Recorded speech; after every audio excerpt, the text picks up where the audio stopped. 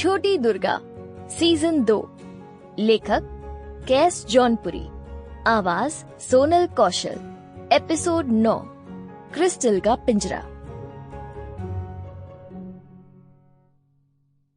इससे पहले कि बैल के मुंह वाले सिपाही की लंबी तलवार उस पेड़ की कोटर को काटते हुए दुर्गा तक पहुंचती, शेरू उसमें से बाहर कूदा और उस सिपाही के ऊपर झपटा।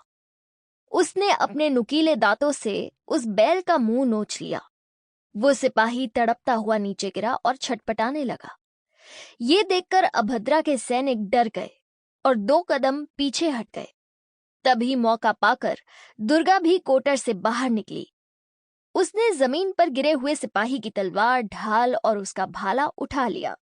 दुर्गा को सामने देखते ही वो गिरगिट के मुंह वाला राक्षस लड़ने के लिए आगे बढ़ा। वो पहले अपना रूप बदलकर हरे रंग का हो गया।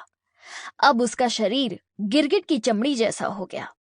उसकी हरी चित्तीदार चमड़ी थोड़ी थोड़ी देर में रंग बदल रही थी।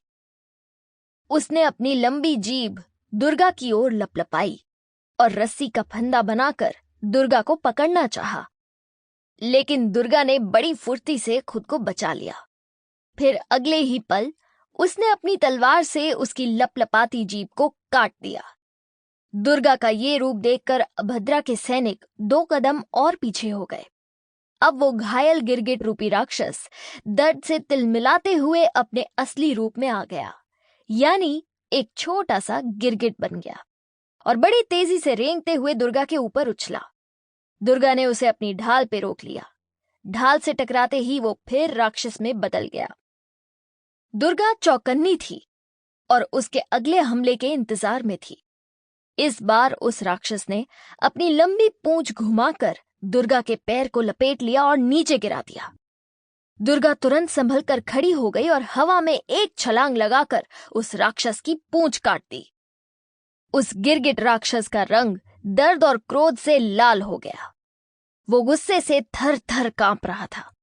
वो दुर्गा से बदला लेना चाहता था, इसलिए इस बार उसने खुद को एक गोल आकार की ठोस लकड़ी की बड़ी सी गेंद में बदल लिया और हवा में उछलते हुए दुर्गा के सिर पर हमला किया। चौकन्नी दुर्गा ने ढाल सिर पर रखकर उसका वार रोक लिया था, लेकिन उस गेंद का वजन इतना ज्यादा। Sample complete. Ready to continue?